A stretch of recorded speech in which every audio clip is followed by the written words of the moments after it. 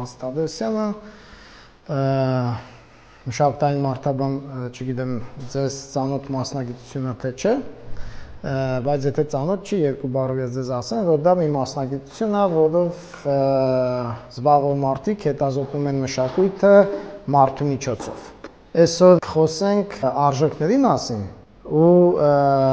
արժեքների մասին խոսելուց մենք պետք է իրան դիտարկենք իհարկե մշակույթի կոնտեքստում, հա, համատեքստում։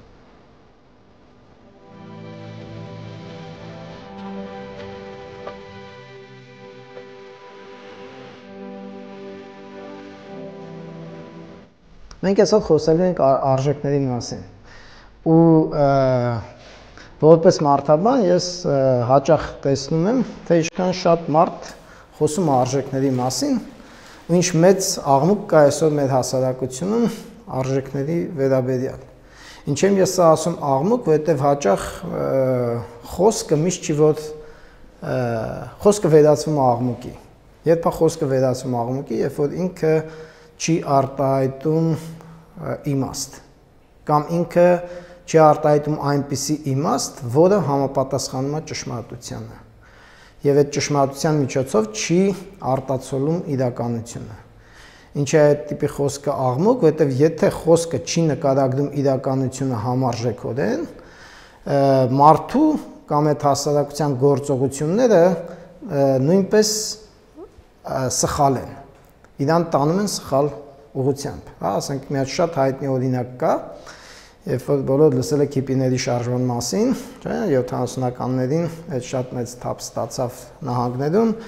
հատկապես Սան Ֆրանցիսկո, Բերկլի, այդ ափերին, չէ, Կալիֆոռնիայում, ու այնտեղ կային մի խումբ ասենք ծայրահեղականներ, հիպիների, ասին, որ իրանք ինչ էին ասում էին, որ մարդիկ իրանք են նկարագրում աշխարհը լավ կամ վատ, ու առյուծներին մարդիկ նկարագրել են գիշատից ու չար, իսկ իրականում առյուծները այդպեսին չեն, պետք է փոխել առյուծների մասին մեր պատկերացումը, այսինքն նկարագրությունը, ու իրանք մեր վերաբերմունքը իրանց հանդեպ կփոխվի, որովհետեւ իրանք իրանց ասած ապացուցան, վերկացան գնացին Աֆրիկա, մի 10 հոգանոց խմբով ու որոշեցին, որ պետք է առյուծների հետ զետ բացատրվեն, հա, ասենց ասենք։ Արդյունքը եղավ են, որ իրանց հոշոտեցին։ Հիմա ինչ եմ ես այս օրինակը բերում, որովհետև սա փայլուն օրինակ է, երբ որ մարդը իրականությունը նկարագրում է կեղծ, ոչ համարժեք, ու իր գործողությունները համարժեք չեն իրականությանը, ինչը բերում է իրեն վնասներ է հասցնում, հա, նույնիսկ կարող է տանի կործանման։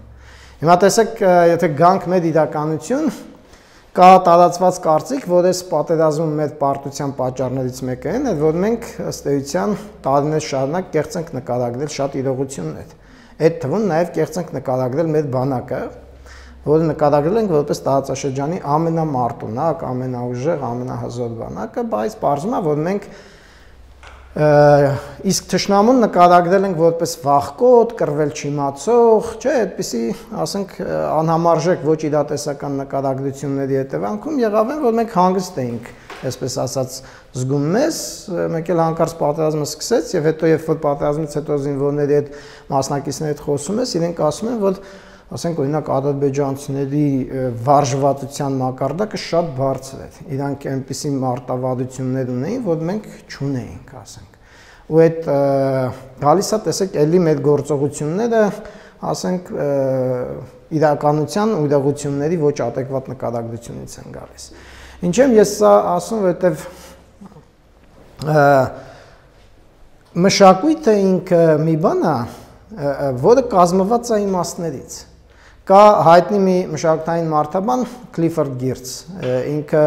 մեկնողական մարդաբանության կամ ինտերպրետատիվ անթրոպոլոգիայի հիմնադիրներից է, ինքը մի հատ շատ լավ ձևակերպում ունի մշակույթի, ասում է մշակույթը դա իմաստների մի սարդոստային է, որի կենտրոնում նստած է մարդը։ Այսինքն մենք ստեղծում ենք իմաստներ, օժտում ենք իմաստներով այն ամենը, ինչ որ մեզ շրջապատում է։ Տեսեք, ասենք անմեղ մի կանաչ, ասենք, գետնից դուրս ցցված մի բան է, չէ՞, մենք իրան անվանում ենք ծառ։ Հենց մենք իրան անվանում ենք ծառ, ինքը դադարում է մեր համար անորոշ լինել, եւ այդ քաոտիկ բնությունը դառնում է աստիճանաբար կարգավորված։ Մենք ամեն ինչին անուն ենք տալիս, ինչը որ չի անում կենթանական աշխարհը, այսինքն մենք իմաստավորում ենք բնությունը, այդ թվում նաեւ մենք իմաստավորում ենք մեր մարդկային բնությունը։ Ասենք ի՞նչն է մեր մարդկային բնությունը, դա մեր ինստինկտներն են։ Ասենք մենք ունենք ուտելու ինստինկտ, մենք ունենք սեռական ինստինկտ, չէ՞, կենսաբանական վերարտադրության այդ ինստինկտը, որը, չգիտեմ, լսել եք Զիգմունդ Ֆրոյդի անունը թե չէ, բայց շատ ինքը համարյա Pink Floyd-ի պես հայտնի արդեն կերպար է, չէ, կամ, չգիտեմ, Արամ Ասատերյանի։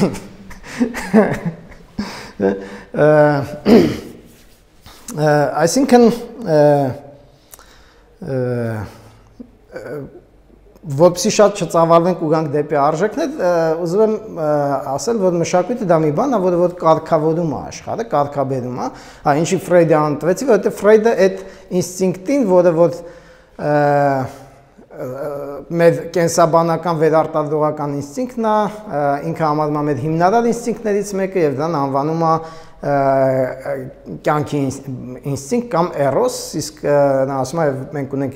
այլ բազային ինստինկտ, որը որ մահվան ինստինկտն է եւ դա թանատոսն է, այսինքն ըստ իրեն մարդը ծնված օրից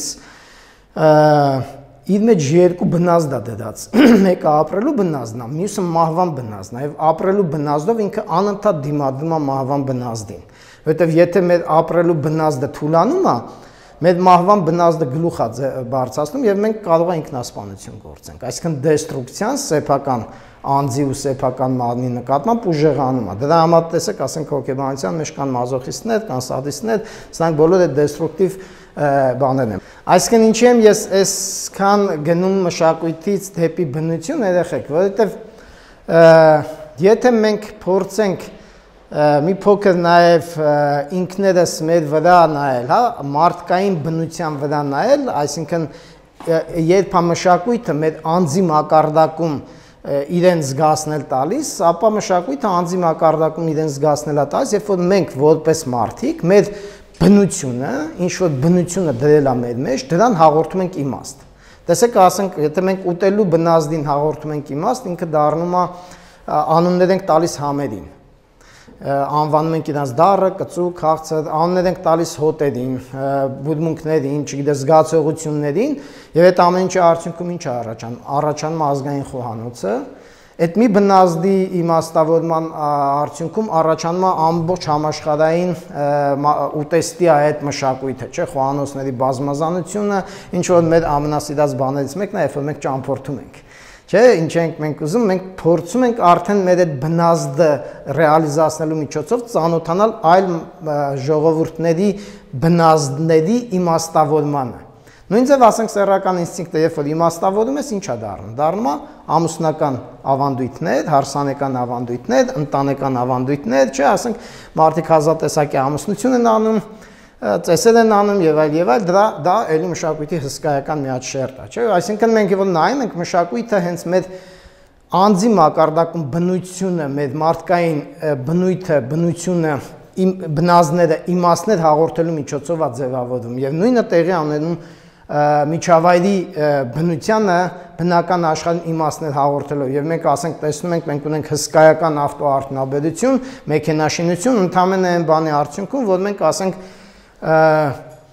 հանքաքարային ինչ որ քարի մի հատ կտորի իմաստավորել ենք, դրա մեջ եղած քարից տարբերվող նյութին անվանել ենք երկաթ, չէ, հետո այդ երկաթի հանդեպ մեր գործողություններին ենք իմաստ հաղորդել, իմաստ ենք հաղորդել կրակին, ջերմությանը եւ ստացել ենք, ասենք, ձուլված երկաթ, հետո ասենք այդ ամեն ինչը բերել է նրան, որ երկաթը մենք դարձնել ենք մարդկային, բնականից սարքել ենք մարդկային եւ այսօր մենք որ նայենք ինչքան բնական բաներ կան, ինչ ունենք մենք մեր շրջապատում, դրանք բոլորը բնությունը մարդկայնացնելու արդյունքում են առաջացել, այսինքն մշակութայնացնելու։ Ինչ եմ ես այսքան կարևորում ձեր համար այս պահը, որպեսզի մենք հասկանանք մոտենանք արժեքներին, որովհետև առանց այս ամեն ինչի մասին խոսալու մենք չենք կարող խոսել արժեքներից։ Իսկ մշակույթը ինչով է նաև կարևոր, երեխեք, մշակույթը կարևոր է նրանով, որ ինքը ըստ էության օգնում է մեզ հաղթահարելու այն անորոշության զգացումը, որը որ առաջանում է մեր մեջ, երբ որ մենք գործ ունենք մի բանի հետ, որին իմաստ չենք հաղորդել։ Այսինքն որը չենք որոշակիացնել, որը մեր համար անորոշ է, չէ՞։ Եթե մեր համար անորոշ է որևէ տեսակի կենդանի, թեկուզ ինքը լինի փոքրիկ միջատ, մենք միանգամից կարող է վախենանք իրանից, բայց եթե մենք գիտենք, որ իր անունը, չգիտեմ, մրջուն է, կամ իր անունը կարիճ է, կամ իր անունը օձ է, եթե մենք տեսնում ենք, նույնիսկ իրան այդ աշճան չենք վախենում։ Մենք կարող ենք վախենանք նրանից, որ չգիտենք, թե ինքը մեր հետ ինչ կանի։ Այսինքն մենք դեռ չենք ճանաչում իր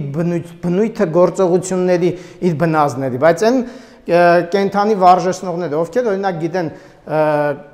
կոկորտիլոսի, չէ, ասենք վարքագիծը, իրանք նաև կոկորտիլոսից չեն վախենում, իրանք կարող են իր հետ հարաբերվել, չէ, հաղորդակցվել իր բնազդները կառավարելու միջոցով։ Այսինքն երբ որ մարդը սկսում է անորոշությունները հաղթահարել, ինքը հաղթահարում է իր մեջ իր վախերը եւ իր գործողությունները դառնում են իր համար ավելի ապահով։ Ինչա սա նշանակում, հա։ Սա նշանակում է, որ մենք մշակույթի միջոցով ավելի ենք մեծացնում մեր վերարտադրության շանսերը։ Մեր վերարտադրության շանսերը, որը որ քիչ առաջ որ մենք Ֆրոյդի անունը տվեցինք, ինքը անվանում էր կյանքի ինստինկտ։ Այսինքն մշակույթը դա մի բան է, որը որ մարդիկ ստեղծել են իրենց կյանքի ինստինկտը ընդդեմ մահվան ինստինկտի ռեալիզացնելու։ Այսինքն այդ Թանատոսի եւ Էրոսի այդ բախումն է, եւ պատահական չի, որ ասենք մարդու մշակութային գործունեության մի հսկայական շերտ նույն Ֆրեյդը անվանել է, ասենք, սուբլիմացիան է, հա, սուբլիմացիա չգիտեմ, ծանոթ թե չգիտեմ, բայց երկու բառով շատ պարզ ձեզ ասեմ դա ինչ է։ Դա մարդուն բնորոշ վարքագծային հոգեբանական մի հատ երևույթ է, որը որ մարդու սեռական ինստինկտի այդ փոխակերպումն է այլ տիպի գործունեության, որովհետև քանի որ Ֆրեյդը ինքը ասում է, որ մարդու բազային ինստինկտը դա այդ վերարտադրողական ինստինկտն է, այսինքն սեռական ինստինկտն է, չէ՞,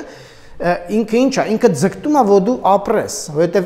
դրա արդյունքում դու ծնում ես քո նման մեկին, չէ՞, որը որ ապահովում է մեր վերարտադրությունը, որպես մարդկային կենդանական տեսակ, դրա միջոցով ենք, չէ՞, մենք վերարտադրվում։ Այստեղից գալիս է հարց, թե ինչ է արժեք ընդհանրապես, չէ՞։ Այսինքն մշակույթը ինքը կազմված է արժեքներից, բայց ինչին ենք մենք անվանում արժեք։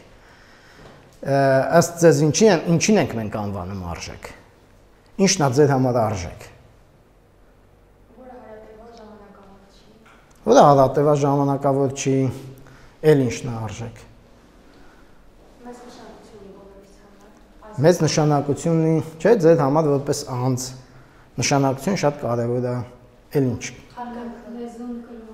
Լեզուն կրոնը, ինչի համար լեզուն եւ կրոնը արժեք, մտածեք,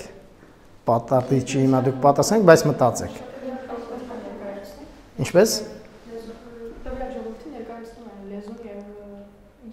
Ներկայացնում է, բայց ինքը եւ ներկայացուցչական է, չէ, քեզ առանձնացնում է մյուսից, էլ ինչ է անում։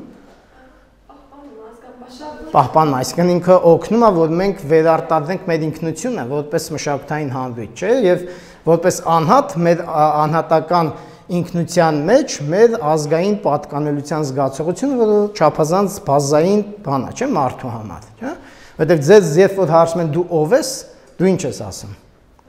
Ասում ես ես հայ եմ, չէ, առաջին կամ հետո դու ինչ ես ասում, ասում ես ես աղջիկ եմ կամ չգիտեմ, կին եմ, ես ամուսնացած եմ, ես մայր եմ, չէ, դու սկսում ես քո ինքնության այդ կառուցվածքի մեջ գտնվող հատկանիշները հերթով թվարկել, բայց ամենաառաջին բանը, որ քո մտքում գալիս է, մանավանդ եթե դու օտար տեղում ես, դու ասում ես ես հայ եմ, չէ, այսինքն այդ հայի տակ դու նկատես քո լեզուն, քո կրոնը, նկատես քո մշակույթը, քո ավանդույթները, քո արժեքները, չէ, ինչը արժեք, ուրեմն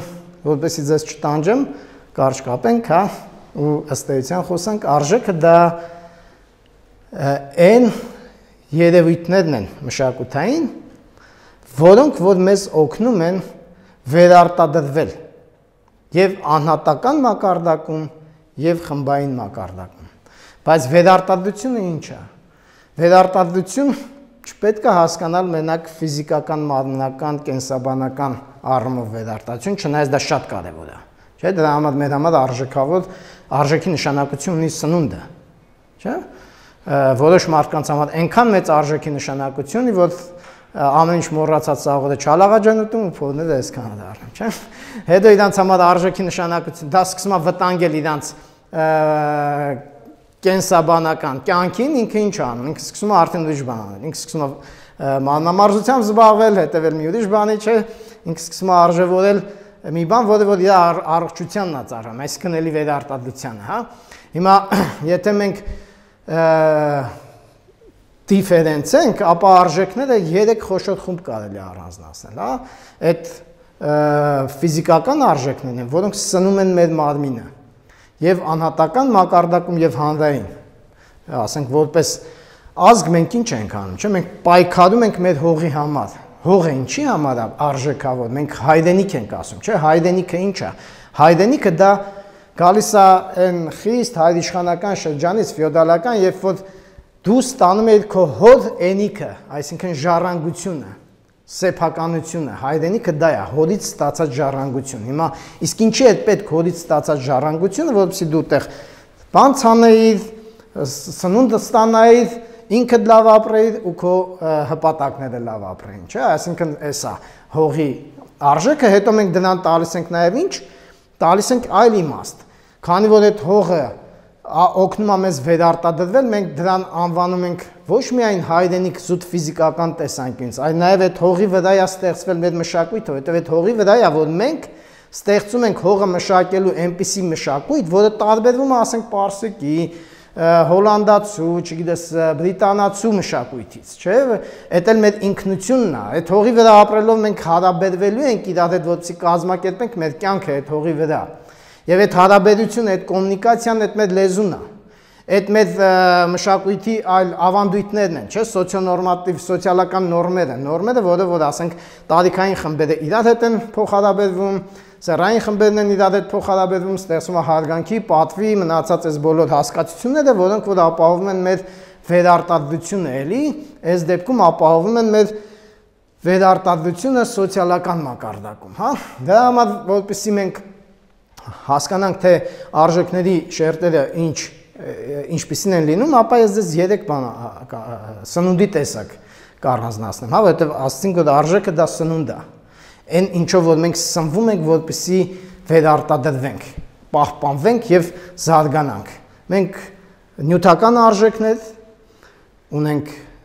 հոգեվոր արժեքներ, որոնք որ սնում են մեր սիրտը, էմոցիաները, մեր միտքը, մեզ որպես մտավոր, չէ, էակներ, եւ ունենք սոցիալական արժեքներ, որոնք որ օգնում են, որպեսզի մենք վերարտադրվենք եւ ավելացնենք մեր սոցիալական դիրքը, հա, մեր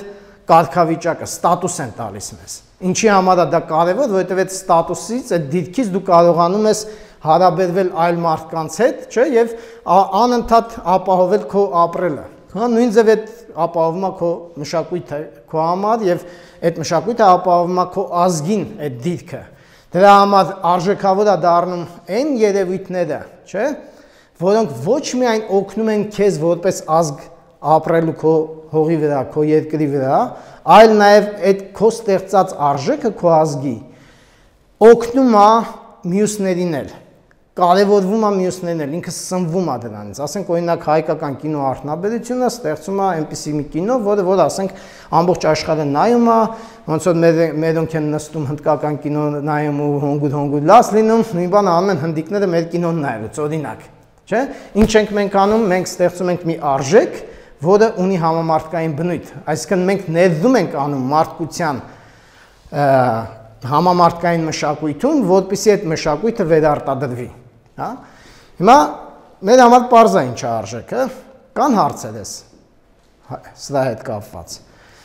Հիմա մի հատ հարց ես ունեմ ձեզ, գալով արդեն մեր կյանքին, հա։ Հիմա արդյոք այն ամենը, ինչ որ մենք անվանում ենք արժեք, օգնում է մեզ, որպեսզի մենք իրոք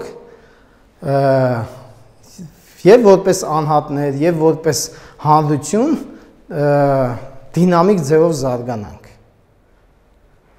Կան կյանքում բաներ, որոնք որ դուք մտածում եք, որ համարում ենք արժեք, բայց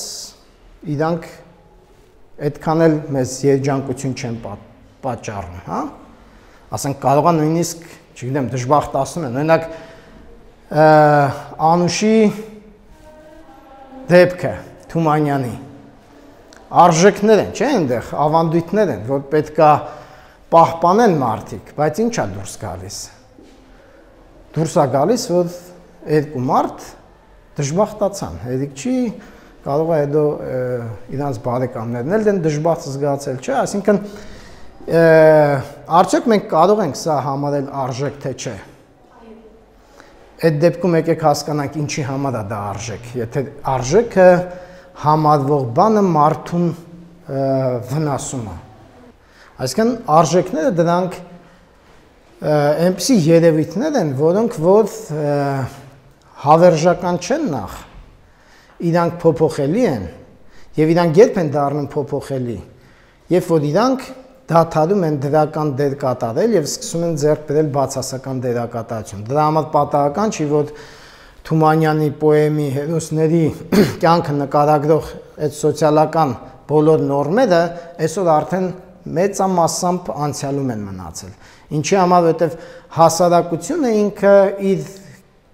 կյանքի ընթացքում սկսեց մերժել այն արժեքները, որոնք որ խանգարում էին իրեն զարգանալու, չէ՞։ Հիմա այս առումով եթե մենք նայենք արժեքներին, որ արժեքներն են, որ օգնում են մեզ ապրել, առաջ գնալ եւ որ արժեքներն են, որ խանգարում են մեզ, ապա մենք կարող ենք ասենք, որ արժեքների խմբեր կան, որոնք որ իրենք բաց են փոփոխության համար եւ արժեքների խմբեր կան, որ իրենք փակ են փոփոխության համար, չէ՞։ Այսինքն դրանք մենք կարող ենք անվանել կոնստրուկտիվ եւ դեստրուկտիվ արժեքներ, այսինքն կոնստրուկտիվ են այն արժեքները, որոնք որ բաց են, իրենք ինչ որ մի փուլի չեն էլ այլևս նպաստում մեր զարգացմանը, իրենք կարող են լինել միայն պահպանման նպաստող արժեքներ, բայց քանի որ հասարակությունները իրենք ժամանակակից կարող են մրցունակ լինել, չէ՞, եթե իրենց արժեքները զարգացման են տանում քեզ, ոչ միայն ինքնապահպանման, այսինքն զարգացում եւ ինքնապահպանում, այլ ոչ միայն ինքնապահպանում, ապա այդ դեպքում հասարակությունը կարող է գնալ իր արժեքների փոփոխության, հա։ Հիմա այս առումով հասարակությունները ըստ իրենց այդ արժեքների առանձնահատկության կարող ենք մենք իրենց անվանել կոնսերվատիվ, հա, պահպանողական եւ զարգացող պրոգրեսիվ հասարակություններ, բայց գիտեք հետաքրքիր է որ կան հասարակություններ, որոնք որ զարգացումը իրենք համարում են խանգարող մի բան եւ այդ տարածված է նաեւ մեր հասարակության մեջ,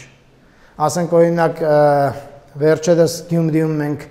հարցումներ էինք անցկացնում, տղաներից մեկը ասեց, որ ինքը զարգանալը պրոգրեսը համարում է վտանգավոր մեր ազգի համար։ Երեխեք, ես գիտեք ինչ եմ ես հարց տալիս, նայեք, եթե մենք ընտրում ենք զարգացման ճանապարհը, ես ուզում եմ դուք գիտակցեք, ուզում եմ այստեղ փորձենք որոշում կայացնել այս խմբի սահմանին, ուզում եմ դուք գիտակցեք, որ այդ զարգացումը բերելու է շատ ազգային ինչ որ դուք ասում եք, դրա կորստի։ Հիմա ես ձեր վրա օրինակ բերեմ, ասենք, դուք ջինս եք հագել 70-ական թվականներին ջինս հագած աղջկան, ասենք ոնց որ հիմա Պարսկաստանում մոտավորապես չէին քաղաքացում, բայց թաղավասերում փոքրիկ տղաներին թաղի մեծ տղաները ռագատկաներ էին, ռագատկա գիտեք, պարսատիկներ էին սարքել տալիս, այսպես բանը մետաղալարե պարկուշներով ու ասում էին, եթե մեր թաղով, բակով շալվարով աղջիկ անցնի, անպայման իրենց սպարսատիկով խփեք, հա, այսինքն հանրությունը դա համարում է սրբապղծություն եւ որ աղջիկը տղամարդու շոր էր հագնում, դա գլխի մեջ տեղավորվող բան չէ եւ դա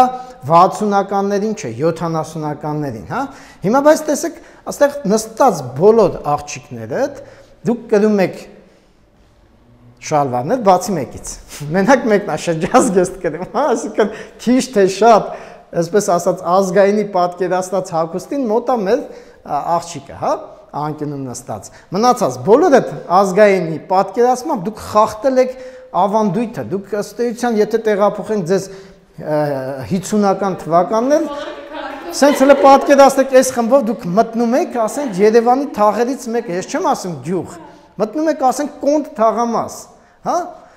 Կամ թեկուս կենտրոնի որևէ թաղամաս։ Դուք պատկերացնում եք այդ բնակչությունը ձեզ ոնց կնայեր, կասեք, սրանք ով են, սրանք հայ չեն։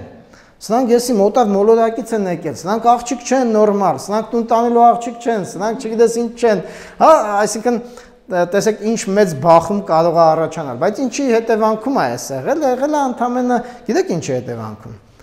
Որտեվ սովետական միությունը, որը որ այդ 70-ական թվականներին, որի մեջ գտնվում էր Հայաստանը,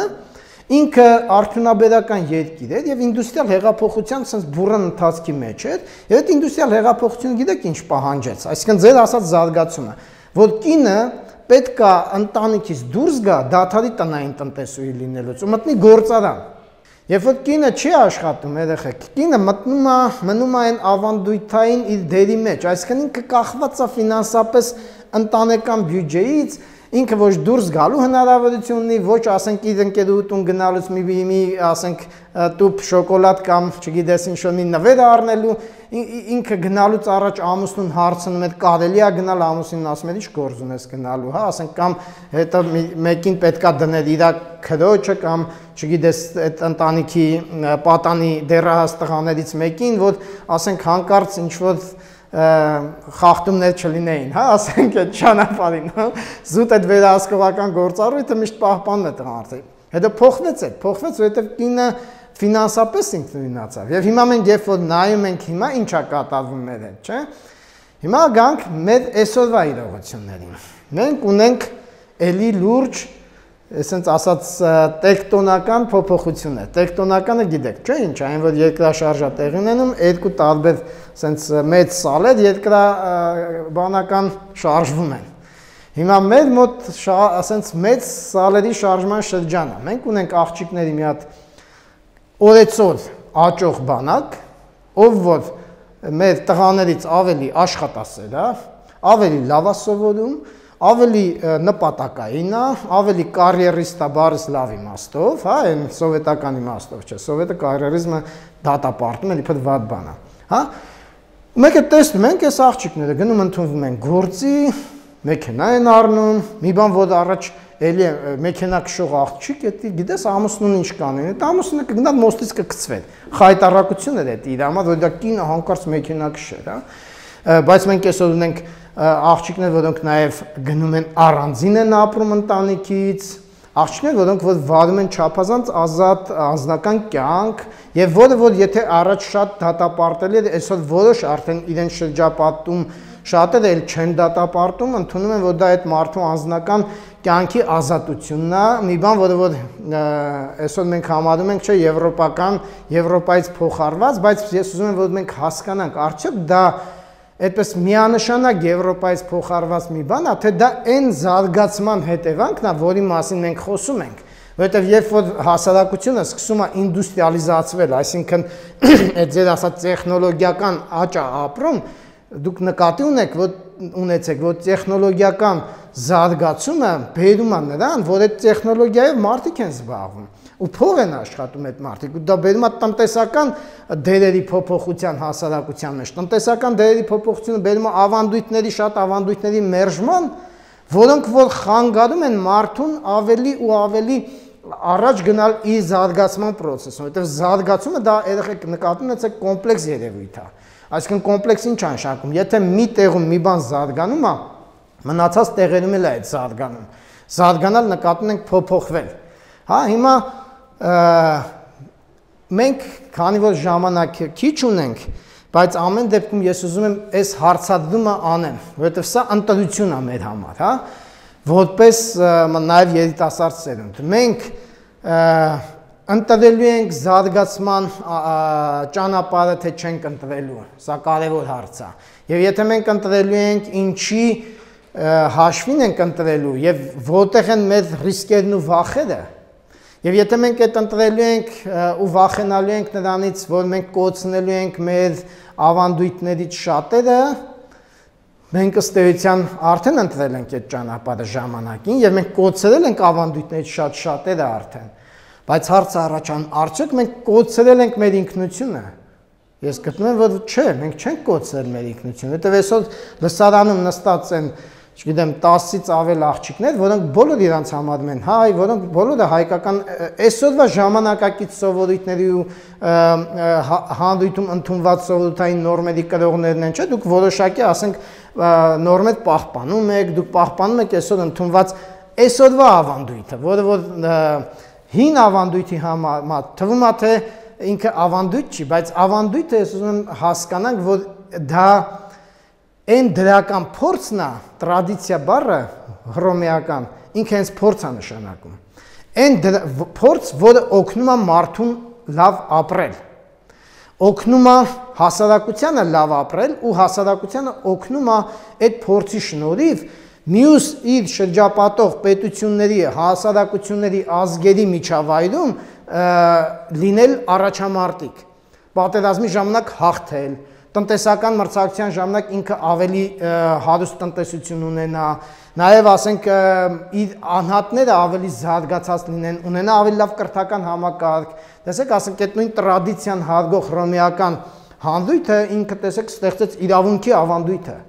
Ինչ էր իրավունքը, իրավունքը դա բարբարոսություն էր ավանդույթի հանդեպ, բարբարոսություն այն իմաստով, որ բնաջնջում է սովորութային նորմը, որտեղ իրավունքը այսօր մեր հասարակությունն էլ է այդ ընտրանքի առջև։ Մենք ասում ենք ընդունենք քրեական այդ շատ բաներ, չէ, դատապարտող օրենքներ, չէ, ենթամշակույթը եւ շնորհակալություն Լիջան, հա, եւ հայտնվում են մարդիկ, ովքեր որ դրա մեջ մեծ վտանգ են տեսնում, նույնիսկ ասենք մարդիկ, ովքեր падգամավոր են եւ ովքեր նույնիսկ իրավաբան են, չէ, ու ասում են սա մեր ազգայինին դեմ է եւ ազգային տակ իրանք նկատի ունեն այն թաղային փոխհարաբերությունների ձևերը, որոնց որ փոխհարաբերվում են տղաները եւ որի մեջ շատ նաեւ եթե անկեղծ լինեն կրիմինալ էլեմենտներ էլ կան, չէ՞, թաղային վարք ու բարքում, բայց իրանք դա համարում են ազգային ու մտածում են, որ օրենքով ապրելը դեմ է մեր ազգային, որտեղ մեր ազգայինը գործ տալը համարում է ապազգային։ Իրանք անվանում են գործ տալ, չէ՞։ Բայց տեսեք այդ գործ տալու բանը ինչպես է։ Ասենք օրինակ ես Սան Ֆրանցիսկոից ընկերոջս հետ մեքենայով ճամփորդում եմ Լոս Անջելես, բավական երկար ճանապարհ է, մոտ 600 կիլոմետր տարածություն է, եւ այնտեղ համարյա 10 կիլոմետր մեկ չէ, նույնիսկ 5 կիլոմետր մեկ հսկայական sense բան էր գրած, որ բանը պատուհանից մեքենայի որևէ բան դուրս գցողը $1000 տուգանվում է։ Ու այդտեղ զրուցում ենք, ես ընկերս ասեց, եթե ասեմ ո՞նց է, այս աշխատում է, ասեց, հա աշխատում է։ Ասի, բա ո՞նց է աշխատում, ասեց, որովհետև եթե հանկարծ ինչ-որ մեկը մի հատ սիգարետի բիչոկ դուրս շպրտեց, հետևից եկող մեքենան մի անգամից ռիփորտ կանի։ Այսինքն մեր ընկալմամբ գործ կտա։ Այդ 2012 թվականն էր, ստեղ դեռ այս խոսակցությունները չկային եւ ես շատ զարմացա անկեղծ ասած, որովհետեւ ավելի շատ ես հայկական իրողությունների մեջ էի մտածում, քան ասենք օրինակ ամերիկյան, հա։ Եվ ես ասացի, իսկ ո՞նց են մարդիկ նայում դրան, որովհետև դա գործ տալ է ըստեյության, չէ, ասեց, որովհետև եթե այդ մարդը բիչոկը գցեց, նախ ինքը կեղտոտում է, երկրորդը ավելի մեծ վտանգ է, այդ կարա գնա կպնի մյուսի դիմապակուն ու ասեց վթարային վիճակ ստեղծի։ Ու ասեց կարող մարդ մեռնի դրա պատճառով։ Դրա համար որովհետեւ մենք այդ չանենք, մենք բանը ռիփորտ ենք անում։ Այսինքն տեսեք հասարակությունը ինքը իր մեջ այս սովորութային նորմը, որտեղ այն չգրված օրենքը դա մենք անվանում ենք սովորութային նորմ։ Դա այդ բանն է, որը որ հակասության մեջ է մտնում արդեն գրված օրենքին։ Տեսեք, սա նույնպես խնդիր է, որը մենք այսօր բախվում ենք, այսինքն մենք որպես հասարակություն ուզենք թե չուզենք, պետք է զարգացման ճանապարհ բռնենք, որտեղ եթե այդ չարեցինք, մեզ պարզապես մենք կվերանանք։ Չենք դիմանա մրցակցությանը, կվերանանք, հա։ Դա համար մենք պետք է բռնենք զարգացման ճանապարհը, բայց մենք այսօր ունենք շատ կարևոր մի մարտահրավեր, որպես հասարակություն հասկանանք, թե ինչն է իրական արժեք եւ ինչն է, որ մեզ կարելի է ինքներս մեզ ներենք այդ ավանդույթից կամ այդ սոցիալային նորմից հրաժարվելու համար, հա։ Ժամանակին մենք մեզ ներեցինք շրջազգեստներից հրաժարվելու համար աղջիկների, հետո ներեցինք աղջիկների ծխելու համար, հետո ներեցինք աղջիկների մեքենա քշելու համար, չէ, ամեն ինչ մենակ աղջիկների համար ենք ներում։ Բայց եթե գաք տղամարդկանց վրա, դուք տեսնեք, որ լիքը հարցեր նաև մենք տղամարդկանց ենք ներում, որովհետև տղամարդիկ նույնպես շատ բաներ այսպես ասած սրբապղծություններ են գործադրում նախկին շրջանի կարևոր սրբությունների համար։ Այնպես որ ամփոփելով, որից հետո դուք կարող եք հարցեր տալ, որովհետև մեր ժամանակը սպառվում է, ամփոփելով ես ուզում եմ ասել, որ նկատի ունեցեք երեխեք, որ արժեքները ու մշակույթը դրանք դինամիկ, զարգացող ու փոփոխվող երևույթներ են։ Եվ այստեղ վտանգը ոչ թե փոփոխության մեջ է, այլ վտանգը նրա մեջ է, որ այն մշակույթը, որը որ իր զարգացումը, իր փոփոխությունը չի կազմակերպում սեփական իսկ մշակութային հենքի վրա, այդ մշակույթներն են վախենում ու վտանգ ներկայացնում իրենց համար փոփոխությունը վտանգ ներկայացնում, բայց այն մշակույթները, որոնք որ իրենց նորույթները ստեղծում են իրենց իսկ հիմքի վրա մշակույթի մեծամասամբ, բայց նաև փոխառություններ են վերցնում, որովհետև դա բնական է, որ աշխարհում պետքա տեղի ունենա փոխառություն եւ մենք պետքա շատ բաներ նաև վերցնենք ուրիշներից, ասենք, այս նույն ջինսերը մենք վերցնում ենք ուրիշներից, չէ՞, շատ, այսօր ձեր հագին բոլոր հագուստները ինչ կա չկա, ոտից գլուխ դուք ասենք ոտ հասնեց սկսած ամեն ինչով դուք կարելի ասել օտարամոլներ եք, հա, դուք ոչ տարազ եք հագել, ոչ չգիտեմ, քարուխ եք հագել, ոչ չգիտես գոտի եք կապել, կանացի այդ սիմվոլը, չէ, ասենք ոչ գլուխները տա փակ, ոչ բերանները տա փակ, ասենք ընդհանրապես, հա, մենակ մի այնպես որ ամփոփելով ես ուզեմ ասել, որ մենք պետք է արժեքների փոփոխությանը մոտենանք գիտակցորեն եւ ամենակարևոր բանը դա է նա, որ մենք այնպես անենք, որ դրանք կառավարելի լինեն մեր իսկ կողմից եւ դրանք կառավարելի եւ փոփոխելի լինեն այն process-ների մեջ, որոնք որ մեր համար կարևոր են, որպեսզի ապահովեն մեր զարգացումը եւ մրցունակությունը աշխարհի մնացած ժողովուրդների եւ հատկապես ռեգիոնալ այս տարածաշրջանային, չէ, ասենք մրցակցության մեջ, որպես ազգ, որպես պետություն միշտ կայուն մնալու եւ զարգանալու ու մրցունակ մնալու։ Լավ, այսքանով ես կամփոփեմ։